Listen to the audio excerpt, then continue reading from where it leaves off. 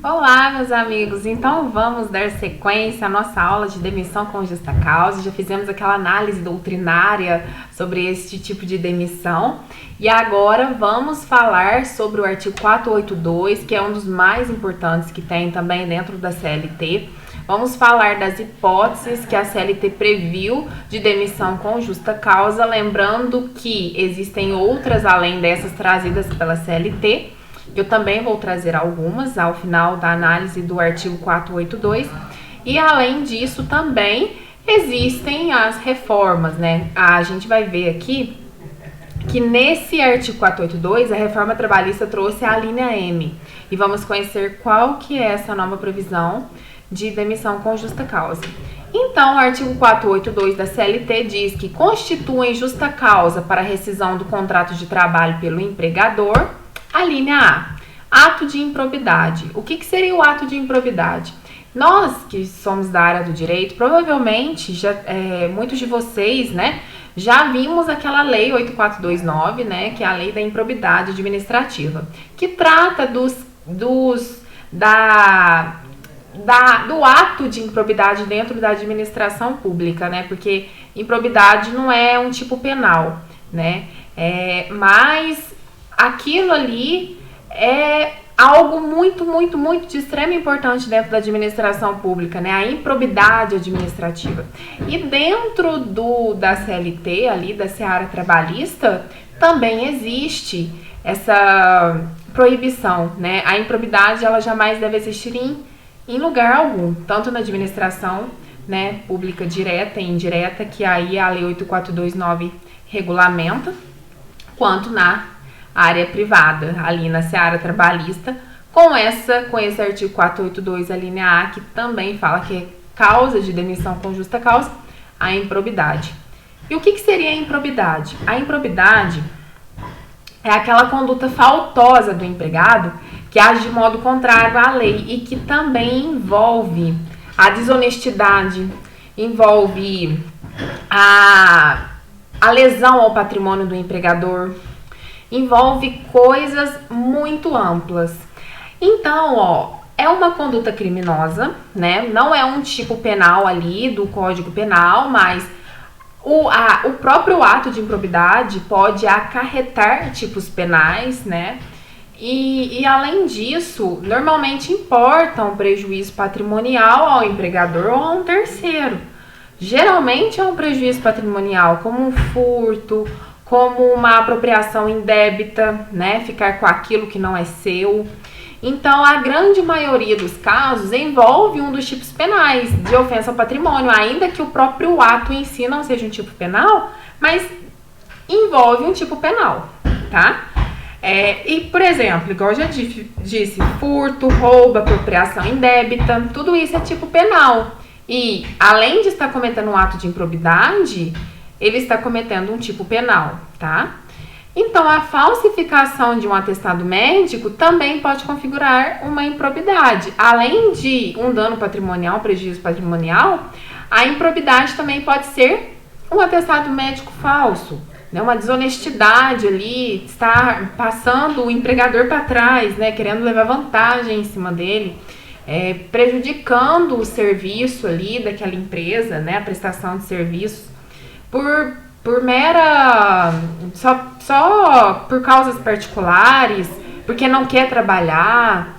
Então, tudo isso pode se encaixar com ato de improbidade. A doutrina, ela diverge sobre a necessidade de haver ou não dano ao patrimônio do empregador ou a terceiros, para que se configure um ato de improbidade.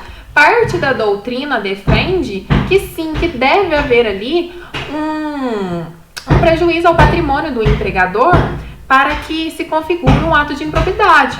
Mas a outra parte fala que não precisa que tenha um prejuízo, que basta uma mera tentativa, ou que basta que prejudique ali o serviço, o andamento do serviço, igual o caso de um atestado médico falso, né? Não gera um prejuízo para o empregador, mas gera um prejuízo para o trabalho. Então, a doutrina diverge nesse sentido, mas a improbidade basicamente seria isso. A linha B, incontinência de conduta ou mau procedimento. Reparem que incontinência de conduta seria um tipo, né, de demissão com justa causa, uma causa para demissão com justa causa, e o mau procedimento seria uma outra causa. O que seria a incontinência de conduta? A incontinência de conduta geralmente está relacionada à moral sexual. Aquele funcionário que comete um assédio sexual com a colega, ou até mesmo aquele funcionário que começa a fazer, a mandar e-mails pornográficos para um outro funcionário, ou que até mesmo é flagrado fazendo algum ato sexual ali dentro da empresa. Isso aí é uma incontinência de conduta. O mau procedimento já é mais para a área, outras dimensões da moral que não seja sexual. A sexual é mais destinada à incontinência de conduta. Se não tiver a ver com o quesito sexual, aí já será o mau procedimento, né? Por exemplo, eu vou estragar essa impressora aqui, ou vou estragar esse celular aqui, que é da empresa, eu vou deixar cair no chão de propósito, só porque eu estou com raiva do meu empregador. Isto é um mau procedimento, tá? Então, basicamente, incontinência de conduta é um comportamento incompatível com a moral sexual, né? Aqui está incluído o assédio sexual. E o mau procedimento atinge outras dimensões da moral que não a sexual. Exemplo, destruir propositalmente equipamento da empresa. A linha C. Negociação habitual por conta própria ou alheia sem permissão do empregador. E quando constituir ato de concorrência à empresa para a qual trabalha o empregado ou for prejudicial ao serviço. Vamos então com partes. É uma causa de demissão com justa causa aquela negociação habitual por conta própria, sem a permissão do empregador, ou até mesmo aquele ato de concorrência à empresa para a qual trabalha o empregado, né? Ou seja, a negociação habitual é quando o empregado comercializa produtos ou serviços por conta própria na empresa, quando deveria estar exercendo as atividades para as quais for contratado. Exemplo, em vez de estar ali trabalhando, está ali vendendo coisas da Natura, da Avon, da Eudora, da Mary Kay, da Jequiti. Está ali, em vez de prestar serviços, que é o que você deveria estar fazendo, você está ali fazendo uma negociação habitual ali por conta própria, né? Sem a permissão do empregador, sem a permissão do empregador. Se o empregador permitir, já é outra história, tá? Então, isso seria sim uma causa de demissão com justa causa. Lembrando sempre, pessoal, daqueles requisitos objetivos, subjetivos e circunstanciais, tá? Existe ali uma proporcionalidade, né? Não é porque fez isso uma vez que já vai ser uma demissão com justa causa. Não. Às vezes aí o empregador já te chamou a atenção uma vez, já te chamou uma atenção duas vezes, e aí você continua fazendo aquilo. Tanto é que aqui fala negociação habitual. Você faz isso sempre, todos os dias. Por mais que o empregador tenha te chamado a atenção, você continua fazendo aquilo. Então isso é aí sim, né? Seria uma causa de demissão com justa causa. E um ato de concorrência à empresa para a qual o empregado ali trabalha. Quando ele mesmo é concorrente da própria empresa, né? Ali ele trabalha no Boticário e lá dentro ele está oferecendo produtos da Eudora, por exemplo, né? Aqui fala, já a concorrência com o empregador caracteriza-se pela comercialização dos mesmos produtos e serviços objetos da atividade empresarial do empregador. É a concorrência desleal. Quando você, lá dentro mesmo do teu trabalho, você está fazendo uma negociação habitual, oferecendo um produto que é concorrente do próprio lugar que você está trabalhando. Isso não pode, tá? Também é uma causa de demissão com justa causa. Lembrando que aqueles empregados que têm mais de um emprego, exemplo, professor. Se você é professor de uma instituição de ensino e também de outra instituição de ensino, desde que aquele contrato de trabalho não tenha a previsão de exclusividade, você não receba para ser exclusivo daquela instituição de ensino e que você mantenha a ética, isso não é uma causa de demissão com justa causa, não se configuraria. Mas, quando você, dentro do próprio serviço que você está ali vendendo outra coisa, ou até mesmo os mesmos produtos que o seu empregador vende, né? De forma a estabelecer ali uma concorrência desleal, aí sim seria uma demissão com justa causa. A linha D. A condenação criminal do empregado, transitada em julgado, caso não tenha havido suspensão da execução da pena, né? Então, aqui no caso, seria quando o teu empregado, por um acaso, ele comete algum crime tá ali sendo processado e chega ali no final a sentença ali, dá a sentença de que ele realmente é acusado, né, condenado, é culpado, e aquilo lá não tenha recurso, ou caso haja recurso, não seja dado provimento, ou então a sentença continue como está, né, sendo culpado, e aquilo transita em julgado, ou seja, não tem como mais modificar, né, em regra. Tem, mas em regra. Então, e aquilo ali o empregado tem que cumprir a pena. Então, como que ele vai cumprir a pena em regime fechado e trabalhar? Não tem como, certo? Então, aí sim é uma hipótese de demissão com justa causa. Caso o empregado seja condenado e tenha que cumprir a pena, não será possível a ele cumprir sua principal atribuição decorrente do contrato de trabalho, que é prestar o serviço. Por quê? Porque ele está ali em regime fechado, preso, cumprindo pena. Então, aí, né, sendo uma sentença transitada em julgado, né, que não vai mais se modificar, realmente está condenado e não tem havido essa suspensão da execução da pena, ele tenha que estar ali em regime fechado, ele vai ser, sim, uma hipótese de demissão com justa causa. Tá? Nesses casos, poderá o empregador, então, pôr fim ao contrato por justa causa, né? Observação, esta possibilidade não se confunde com a prisão provisória, aquela prisão temporária, aquela prisão cautelar, que é do começo ali do processo, ou até mesmo antes de ter processo, a fim de que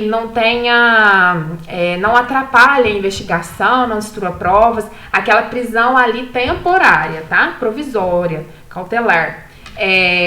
Este tipo de prisão não enseja demissão com justa causa, tá?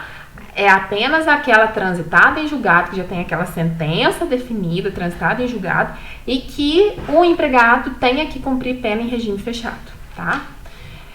Esse tipo de prisão provisória, no caso, nós vimos na aula de suspensão e interrupção de contrato de trabalho, enseja a suspensão contratual, mas não a demissão com justa causa, tá bom? E, por fim, antes de terminar esse bloco, para não ficar tão extenso, a desídia no desempenho das respectivas funções. A desídia, ela é bem subjetiva, né? Porque desídia, o que seria desídia? Aquele comportamento desleixado, aquele empregado que vive chegando atrasado, que tem ali a ordem de fazer tal coisa e deixa para fazer depois, vai fazer, mas vai fazer na hora dele, no tempo dele. Isso seria uma desídia. Só que essa desídia, ela, para que se configure uma justa causa, ela tem que ser recorrente, tá? Então, aqui, a desídia é falta culposa, tá? E não dolosa. Aquela negligência, ela é ligada à negligência, costuma se caracterizar pela prática ou omissão de vários atos. Ou seja, é impontual, se ausenta muito, falta muito, produz pouco ou tem uma produção imperfeita, faz tudo de qualquer jeito, tá? Então, excepcionalmente, poderá ser configurado em um só ato culposo. Excepcionalmente, geralmente, é necessário que seja reiterado, tá? Essa desídia. Isso aí quem disse foi o doutrinador Valentim Carrion. Agora, segundo o Maurício Godinho Delgado, a desídia, em geral, é o comportamento reiterado, tá? Sempre reiterado, no modo geral, né? Igual o Valentim falou, raramente se configura com um só ato culposo. Tem que ser ali reiterado. Nestes casos, a conduta desidiosa deve merecer exercício pedagógico do poder disciplinar pelo empregador, com gradação de penalidades em busca da adequada ressocialização do obreiro. Mostrando-se ineficaz essa tentativa de recuperação, a última falta de desídia implicará na resolução culposa do contrato de trabalho. A resolução aqui é sinônimo de demissão com justa causa, tá? Resilição é quando é uma demissão sem justa causa, um pedido de demissão. A resolução é a demissão com justa causa. E a rescisão nós vamos conhecer nas próximas aulas, tá? Mas, em regra, todo mundo fala que é rescisão. Tudo é rescisão, mas existem diferenças nesses termos. Então, primeiro, numa conduta desidiosa, pode haver ali uma advertência, né? Depois, uma suspensão. Depois, outra suspensão. E depois, uma demissão com justa causa, tá? Só se for uma desídia muito grave para já se configurar uma demissão com justa causa, mas a doutrina fala que deve ser um comportamento reiterado, tá? Desidioso. e deve-se tentar ali aplicar penas de modo a tentar recuperar esse empregado. Caso não se tenha jeito mesmo, aí sim a última pena vai ser a resolução do contrato de trabalho, ou seja, a demissão com justa causa.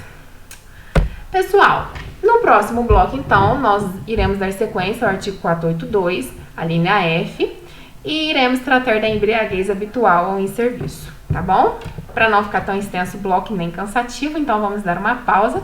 Espero vocês no próximo bloco, nosso bloco 5.